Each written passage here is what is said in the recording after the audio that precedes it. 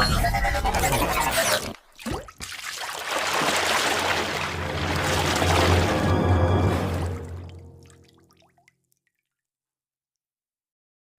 everybody, AEC 2 Advanced English Language Skills for Commerce and Management. So today in this paper we are going to discuss the chapter The Express by Stephen Spender. Stephen Splendor എന്ന English എഴുത്തുകാരൻ എഴുതിയിട്ടുള്ള the express എന്ന് പറയുന്ന ഒരു ചെറിയ കുഞ്ഞു കവിതയാണ് നമുക്ക് പഠിക്കാനുള്ളത്. See, The Express is a poem that describes the powerful and exciting journey of a train. അപ്പോൾ പേരിൽ പറയുന്നത് പോലെ തന്നെ തീവണ്ടിയെക്കുറിച്ചാണ് പറയുന്നത്. The Express is a poem that describes the powerful and exciting journey of a train. അപ്പോൾ ഒരു ട്രെയിനിൻ്റെ powerful ആയിട്ടുള്ള എക്സൈറ്റിംഗ് ആയിട്ടുള്ള ഒരു ജേണിയെക്കുറിച്ച് ഡിസ്ക്രൈബ് ചെയ്യുന്ന ഒരു കവിതയാണ് നമുക്ക് പഠിക്കാനുള്ളത്. The poet shows the speed, beauty and strength of the train as it moves through towns and countryside. അപ്പോൾ ഈ ഒരു ട്രെയിന് ടൗണിലൂടെയും അതുപോലെ തന്നെ ഗ്രാമപ്രദേശങ്ങളിലൂടെ കൺട്രി സൈഡിലൂടെയൊക്കെ മൂവ് ചെയ്യുകയാണ്. അപ്പോൾ അങ്ങനെ മൂവ് ചെയ്യുന്ന സമയത്ത് അതിൻ്റെ സ്പീഡ്, അതിൻ്റെ ബ്യൂട്ടി, അതിൻ്റെ ഒരു സ്ട്രെങ്ത്ത്, ഇതിനെക്കുറിച്ചിട്ടൊക്കെയാണ് ഈ കവിതയിൽ പറയുന്നത്. The train starts from the station with a loud sound. അപ്പോൾ ഒരു വലിയ ശബ്ദത്തോട് കൂടിയിട്ട് സ്റ്റേഷനിൽ നിന്നും ട്രെയിൻ അതിൻ്റെ യാത്ര ആരംഭിക്കുകയാണ്.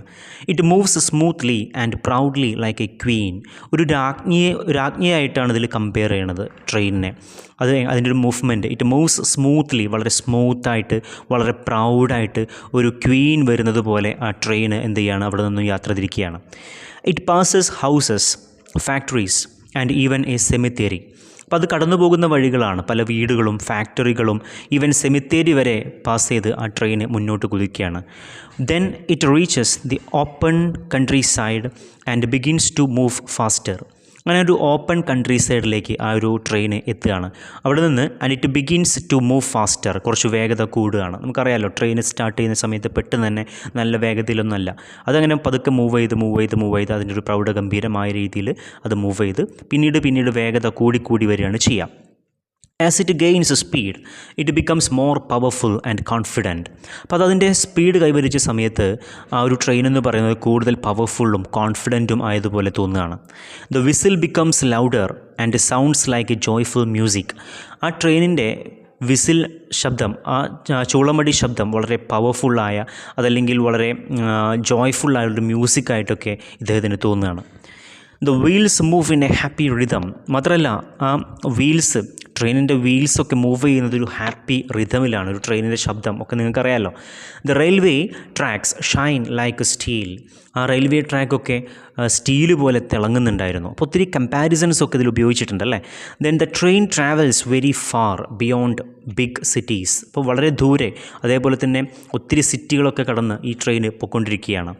At night it shines like a comet. എന്താണ് ഈ കൊമെറ്റ് എന്ന് പറഞ്ഞാൽ? വാൽനക്ഷത്രം. അപ്പോൾ രാത്രിയായ സമയത്ത് ഈ ട്രെയിൻ എന്ന് പറയുന്നത് ഒരു വാൽനക്ഷത്രം, ആകാശത്ത് വാൽനക്ഷത്രം പോകുന്നത് പോലെ, ഭൂമിയിൽ ഒരു വാൽനക്ഷത്രം സഞ്ചരിക്കുന്നത് പോലെയൊക്കെ തോന്നുകയാണ് പോയിന്റിന്. Moving through fire. The poet says the train's sound and speed are more beautiful than bird songs. പക്ഷികളുടെ പാട്ടിനേക്കാളും എത്രയോ മനോഹരമാണ്, ബ്യൂട്ടിഫുള്ളാണ്. അതുപോലെ തന്നെ ഈ ട്രെയിനിൻ്റെ സൗണ്ട് വളരെ സ്പീഡാണ്, വളരെ ബ്യൂട്ടിഫുള്ളാണ്, പക്ഷികളെക്കാളേറെ എന്ന് പോയിന്റ് പറയുകയാണ്. The poem celebrates the power, beauty and excitement of the train. നേരത്തെ പറഞ്ഞതുപോലെ തന്നെ ട്രെയിനിൻ്റെ പവർ, ട്രെയിനിൻ്റെ ബ്യൂട്ടി, അതിൻ്റെ ഒരു എക്സൈറ്റ്മെൻറ്റ്, അതിനെക്കുറിച്ചിട്ടൊക്കെയാണ് ഈ ഒരു കവിത. ദെൻ ഇതിൻ്റെ തീംസിലേക്ക് വരുന്ന സമയത്ത് ഒന്നാമത്തെ theme power of the train. നേരത്തെ പറഞ്ഞതുപോലെ തന്നെ the poem shows how strong and powerful the train is. So train എന്ന് പറയുന്നത് എത്രത്തോളം സ്ട്രോങ് ആണ്, എത്രത്തോളം പവർഫുൾ ആണ് എന്നുള്ളത് കാണിക്കുന്നു ഈ കവിതയിലൂടെ. The next theme is speed. The train moves very fast and full of energy. വളരെ വേഗതയിൽ അതിൻ്റെ എല്ലാ എനർജിയും എടുത്തുകൊണ്ട് ആ ട്രെയിൻ മൂവ് ചെയ്യുകയാണ്. അപ്പോൾ സ്പീഡ് എന്നുള്ളത് തീമായിട്ട് ഇതിൽ വരുന്നുണ്ട്. Then modern life. The poem shows the greatness of modern machines and technologies. ഇപ്പോൾ ട്രെയിൻ എന്ന് പറയുന്നത് മോഡേൺ ടെക്നോളജിയുടെ അല്ലെങ്കിൽ മോഡേൺ മെഷീൻ്റെ ഒക്കെ ഒരു സിമ്പിളായിട്ട് വേണമെങ്കിൽ ഒരു റെപ്രസെൻറ്റേഷനായിട്ട് നമുക്ക് വെക്കാം. അപ്പോൾ മോഡേൺ ലൈഫ്, ആധുനിക ജീവിതം, യന്ത്രവൽകൃതമായ ഈ ഒരു world, modern machines and technology, അതിൻ്റെ ഒരു ഡെവലപ്മെൻറ്റ്, അതിനെ കൂടി ഈ ഒരു കവിത തീമായിട്ട് മുന്നോട്ട് കൊണ്ടുവയ്ക്കുന്നു. Journey and progress. The train's movement shows growth and development. അപ്പോൾ ഈ ട്രെയിനിൻ്റെ ഒരു മൂവ്മെൻറ്റ് കാണിക്കുന്നതെന്ന് വെച്ചാൽ ഗ്രോത്ത്, വളർച്ചേനെയും ഡെവലപ്മെൻറ്റിനെയും ഒക്കെയാണ്. Then confidence and freedom, another theme. The train moves proudly without fear. ഒരു പേടിയും കൂടാതെ വളരെ പ്രൗഢഗംഭീരമായിട്ട് ഈ ട്രെയിൻ മൂവ് ചെയ്യുന്ന സമയത്ത് അതതിൻ്റെ കോൺഫിഡൻസും ഫ്രീഡത്തിനെയൊക്കെയാണ് തീമായിട്ട് കൊണ്ടുവരുന്നത്. Music and rhythm. The sound of the train is like A music. പോയിട്ട് പറയുന്നുണ്ട് ഈ ട്രെയിനിൻ്റെ ശബ്ദം എന്ന് പറയുന്നത് ഒരു മ്യൂസിക് പോലെയാണെന്നൊക്കെ കമ്പയർ ചെയ്യുന്നുണ്ട്. And finally excitement and adventure.